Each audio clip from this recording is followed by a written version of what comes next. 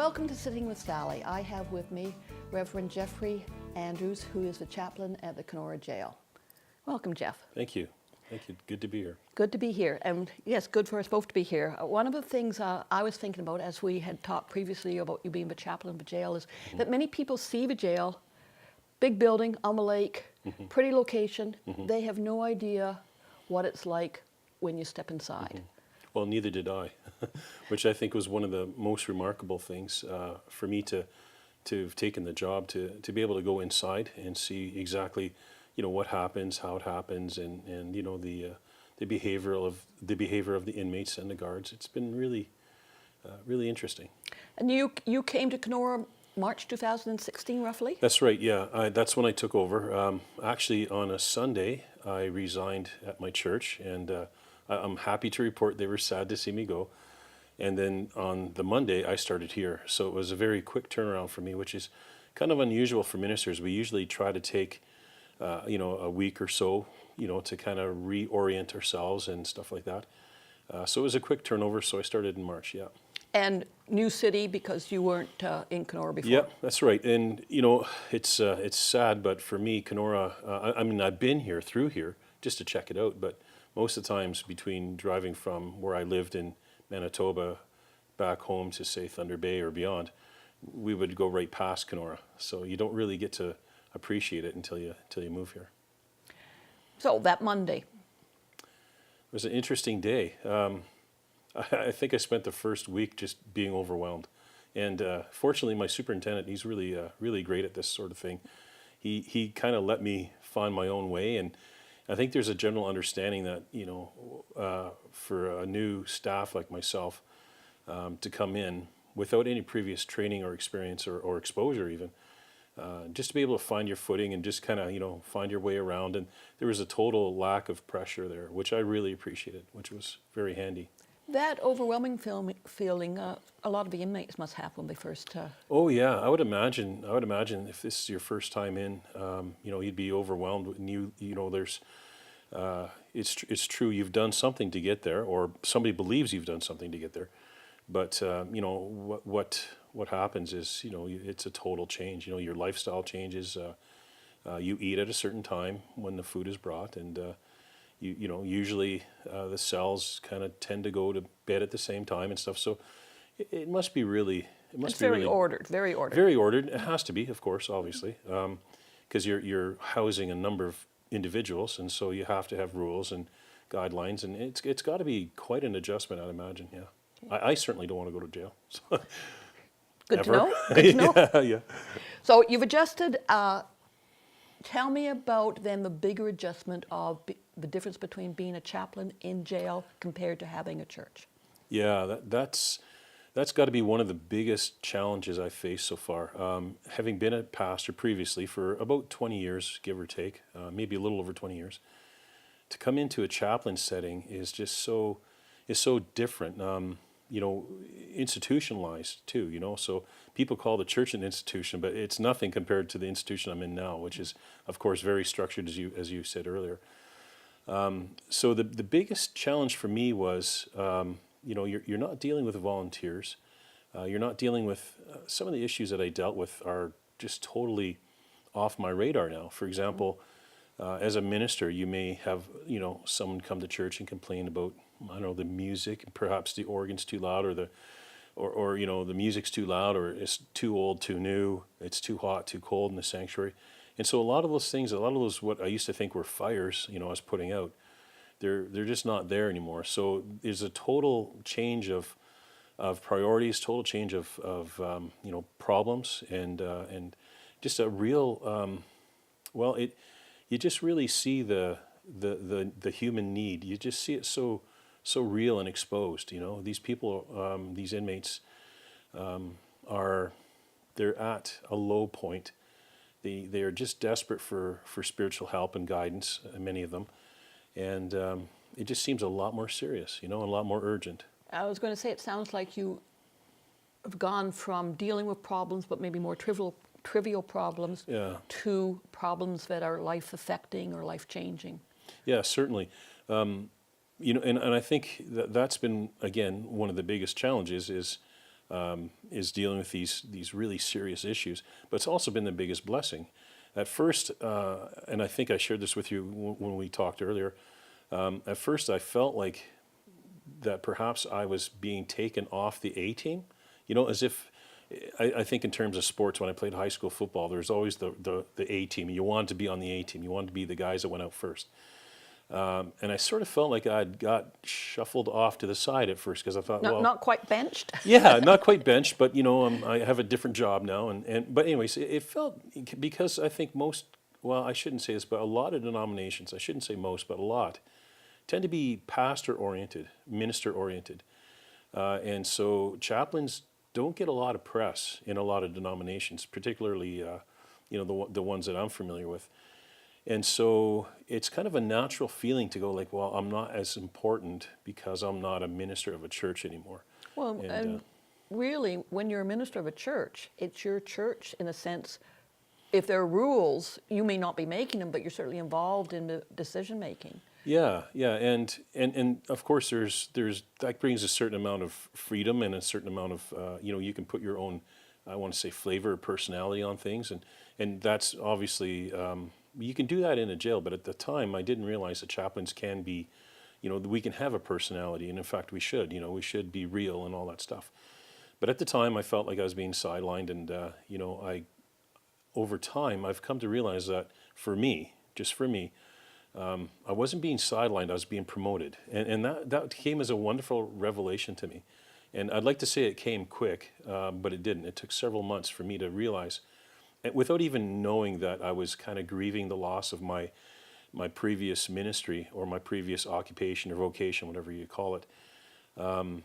It took me a while to realize that I was actually grieving it, and I did feel like, well, I guess I'm doing this now, sort of thing, But I came to embrace and understand and just be incredibly thankful that I was, quote, sidelined or whatever, It's been great. It sounds like it was quite a steep learning curve then. It was a huge learning curve. And I mentioned grief. I think that's really important for anyone who might consider going in from church ministry like myself or any other kind of ministry into chaplaincy. I think you have to be prepared for a loss. There's a certain loss, and let's be honest.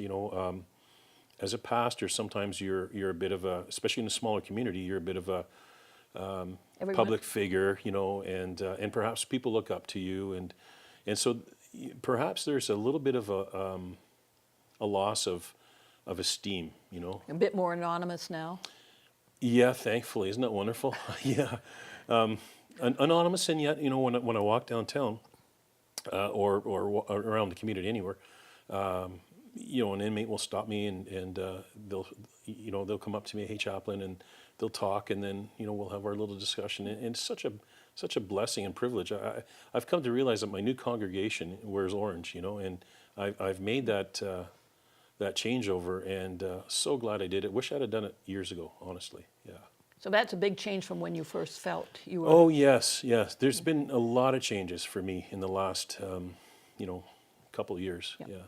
We're going to take a short break, and when we come back, if you could just talk about some of the reasons why you now feel like you've been promoted. What has happened with the relationship with you and the inmates that you've helped?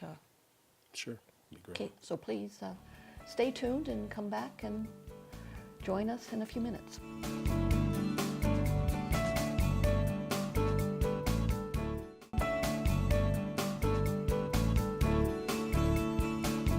Welcome back to Sitting with Sallie. I have Reverend Jeffrey Andrews with me, and Jeff is chaplain at the Kenora District Jail.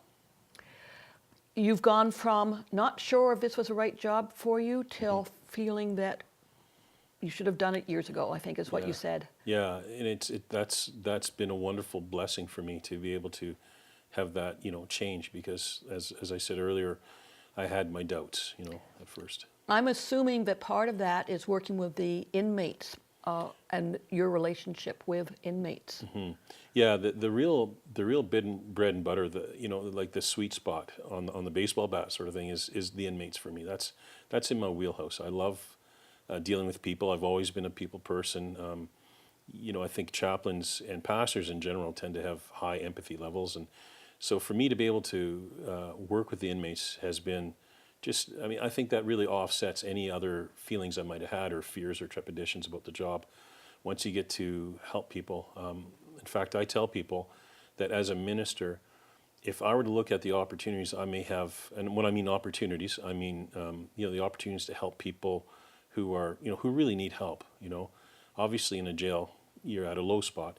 And I tell people as a minister, I might have to wait 5 years to have the opportunities to meet the people I meet with, in a week or even a day perhaps, It's just incredible the amount of need, but also, that opens doors to opportunities to help people and to minister to people. A lot of people are looking for spiritual guidance and help, and there's a lot of guilt, people obviously feeling guilt, and I'm here in jail, but back home I try to go to church, try to live a good life, but then something happened, and whatever, consequence of that, here I am. And to be able to come into a life like that at such a vulnerable spot is a privilege. It's a rare privilege, and it's something I don't take lightly. Okay. 2 questions. What do you bring to the inmates, and how do you come to terms with the fact that some of the inmates may have committed quite serious crimes?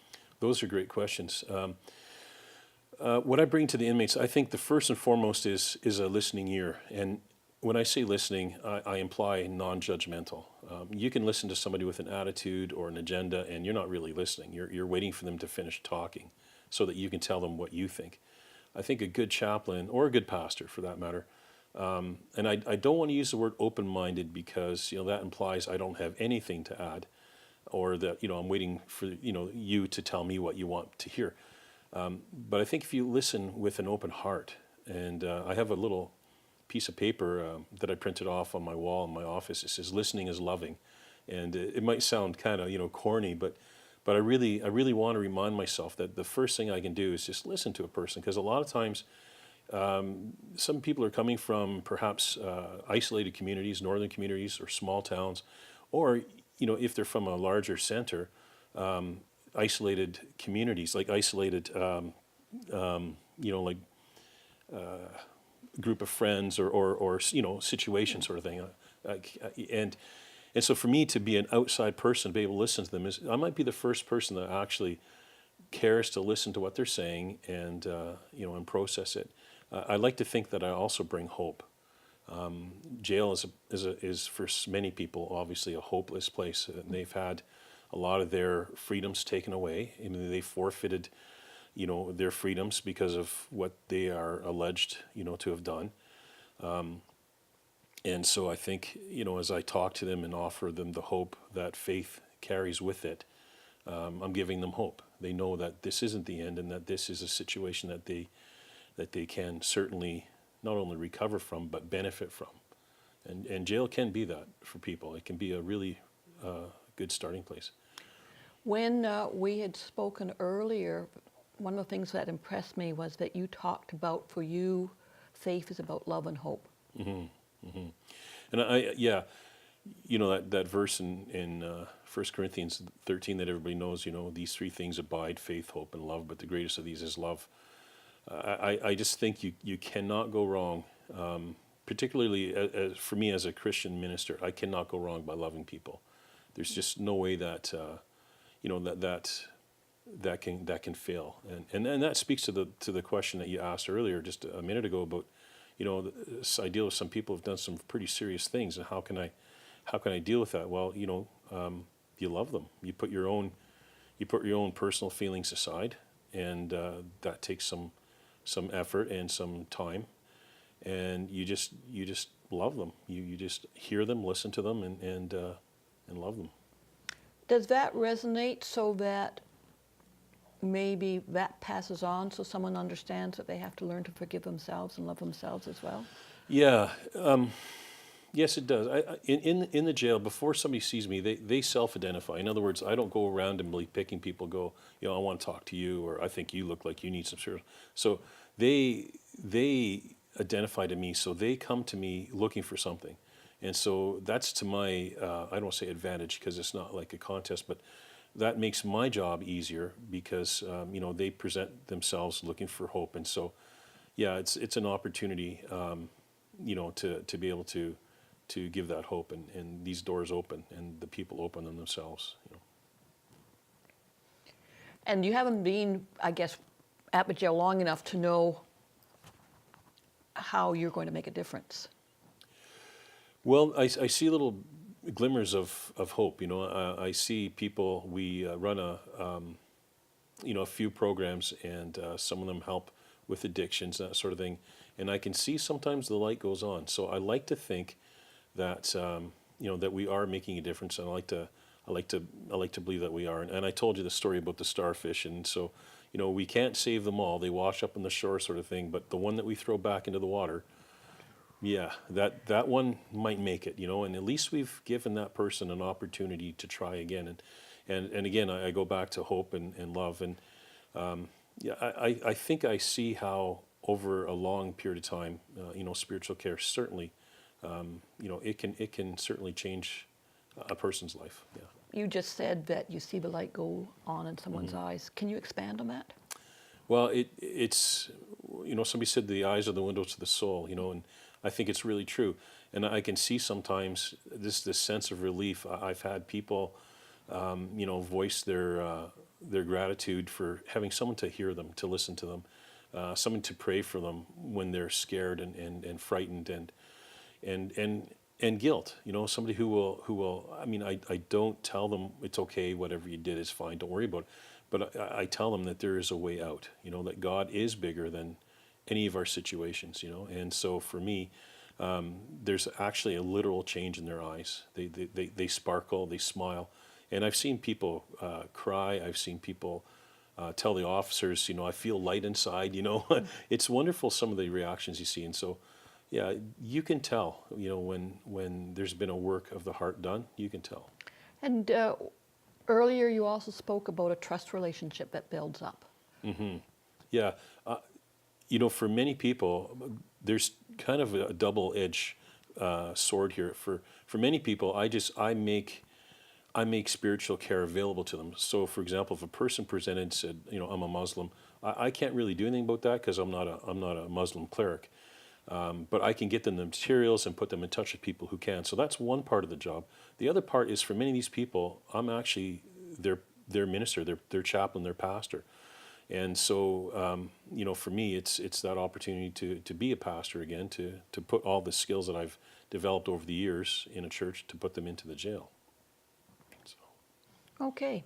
We'll take another short break, and hopefully you'll join us after the break. Thank you.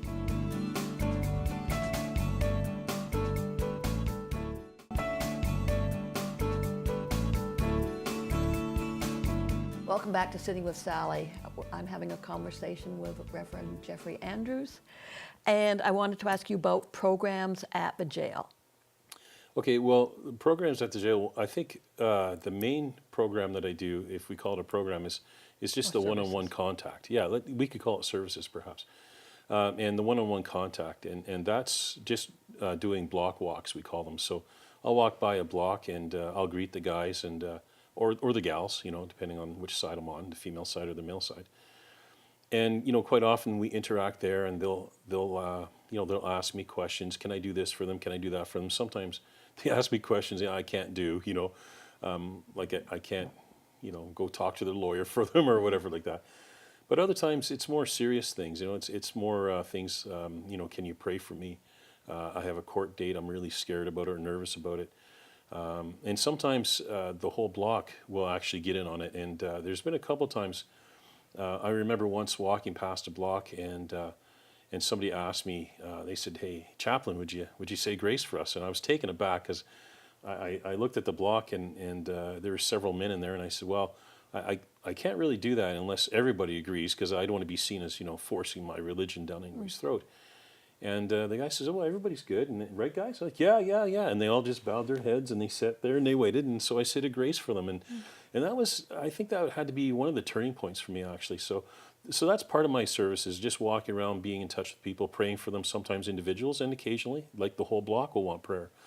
Another thing I do is I meet one-on-one with, for a more private setting for people, for counseling and just listening and, just being able to chat and talk.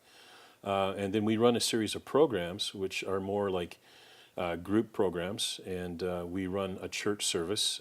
It's rather ecumenical in that it's neither Catholic nor Protestant. It's just really laid back. I'll play the guitar, sing with them, and they love that. I mean, inmates, they're anxious to be able to sing and listen to singing, more importantly. And so we run church programs, Bible studies. We have volunteers come in and do things like that. We have an interesting program that we started last year, and kind of piloted it on the female side, and we're calling it Christmas E-greetings. And what happens then is I had actually a church donated some children's books, Christmas books, to the jail, and I'll meet with, in this case, we piloted it on the female side, and so I'll meet with the appropriate lady or inmate. And by appropriate, I mean, this person's going to be in jail over Christmas, has a child, obviously, and is allowed to communicate with the child and all that stuff. And I'll let mom read the book while I tape her, and like with just tape her voice. She reads the book, says a personal greeting, and then I'll edit that and fix it up a bit. And then I'll send that on a thumb drive with the book to the child. Or the children. So at Christmas time, the caregiver has this wonderful package, and it's a picture of a book, and mom signed the book and put a little personal message in there. And they plug in the thumb drive and they listen to mom read this book to them. So that's been a real blessing. And I have just a lovely image of the children listening to yeah, their so mom do I. Yeah. reading that book Yeah. at Christmas. Yeah, I feel really good about that one. And so we do several programs like that. We have what we call Overcomers Outreach, which is basically I want to say a faith-based AA program, but I believe all AA is faith-based.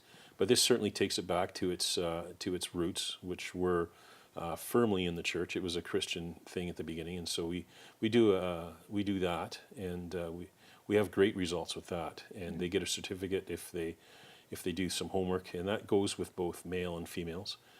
So there's a number of things we do. Playing guitar with them, one-on-one, stuff like that. There's a lot of stuff we can do. Well, I know of AA, one of the biggest acknowledgments is accepting that there's God or a Yeah. creator, I don't know what the word is, that is larger than each individual person. Well, most of the people I deal with, who again, as I said earlier, present as either Christian or that sort of belief system, a lot of them see God and creator as one and the same, and I wouldn't disagree with that. An interesting thing about AA is just yesterday, in fact, I was doing a one-on-one counseling with an individual, and they said something that I never even thought of before. I tell a lot of stories whenever I preach or whenever I talk. I'm always telling stories. And this one lady, she said to me yesterday, she said, I've been to AA on my reserve, but I never understood it.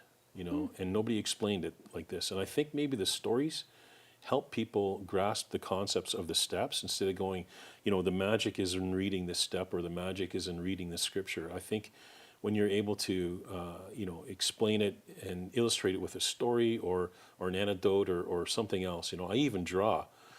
All my folders in church have drawings on them where I'm trying to illustrate my points. And so I try to bring in as many different ways to explain things as I can, and I think it's really paying off. So the magic is incorporating into your life. Absolutely, yeah, and the blessing for me is to be able to see that happen. That's just amazing, yeah. Al, probably shouldn't bring this up, but a little birdie told me you have a nickname in the jail. Yeah, they call me Chappie, yeah, and I'm okay with that. I like it. Chappie's good. If I'm and I'll ingest it, but if I'm a little bit angry or frustrated, I'll call myself Snappy Chappy, and they laugh. Or if I'm okay, it's Happy Chappy, If I'm feeling sad, it's Sappy Chappy. So we have some fun with that. But yeah, I see it as as a. So it's important to bring humor in. Absolutely, yeah. And it's not as a minister or just as a believer myself. I want to bring light everywhere I can, and so with the people I work with, so I try to be positive with the officers, and that's one of the pleasant surprises. If I could add one thing here, I didn't know what I expected, but I kind of expected officers to be, more like, inmate 005269, step forward, The officers at the Kenora Jail are fantastic people. I have nothing but absolute respect for them. They treat people with dignity and respect that I didn't, not perhaps all of them, but the majority of them do. And that's been a real great thing for me. And so I try to bring, some light and humor to the things. But I do like to affirm people, not just the officers, but the support staff. And I like to affirm people that work with these inmates, because it's a very vulnerable time, as I've said several times. And no one needs a helping hand or a hand up more than a person that's at the bottom, sort of thing. So, yeah, I try to do what I can to be positive. And how do you keep that lightness? Because you must hear some pretty desperate, sad situations. Yeah. And like you're saying, people are at the bottom. Hopefully they'll come up, but not everyone does. Yeah. Well, believe it or not, I shed a few tears, and I'm not ashamed to admit that I'm a crying man. It does break your heart sometimes. A lot of times I force myself to go home and close the hangar door, leave work at work, which I couldn't do as a minister, because people are calling you at home. You have no privacy. You live in a fishbowl. Well, here, because of the nature of the work, I have a little bit more of that opportunity to shut the door and to recharge. And I need it here more, because, the things that you hear every day, sometimes they violate you just listening to them. And it's important that I keep my faith up and my relationship with my Creator up, and just keep positive. And like I said, I just embrace my new role and try to fish when I can, and do some hunting and fishing, and enjoy the nature that we have here. Get out and do some walking and that sort of thing. So. Yes, and it sounds like you're here in Kenora for a while. Yeah, and you know what? At first, it was really difficult. I'm not going to lie. It took me a while to kind of warm up to the place, because, I had the first 9 months. I don't know if I shared this with you, but the first 9 months, I basically lived here in Kenora and traveled back to Manitoba, where we were pastoring at the time. I'm not from Manitoba, but we pastored a church there. And so the first 9 months I was traveling back and forth. And when we finally moved here, it didn't quite feel like home until just recently. Some circumstances in my personal life were happening. And I pulled into the driveway one day, and it was like an epiphany. It's like, wow, this is my home. And I felt really settled. And that was a real great thing too. So I really enjoy it here now. I love Kenora. It's good to hear, because sometimes it's difficult. Kenora, while it's a city, it's still relatively small. Yeah. And sometimes it is hard to find your fit, if you like. Yeah, and I've heard that from a lot of people. A lot of people say it's a very cliquish or whatever, and I think I understand a little bit why, and I think I understand why it is that way, but it doesn't make it any easier when you're trying to get in. Thank you for coming and talking with me. My pleasure. Thanks for having me. It's been great. I've enjoyed this conversation very much. Me too. Thank you. And thank you for joining Sitting with Sallie. I hope you will join me again with whomever I have on the show.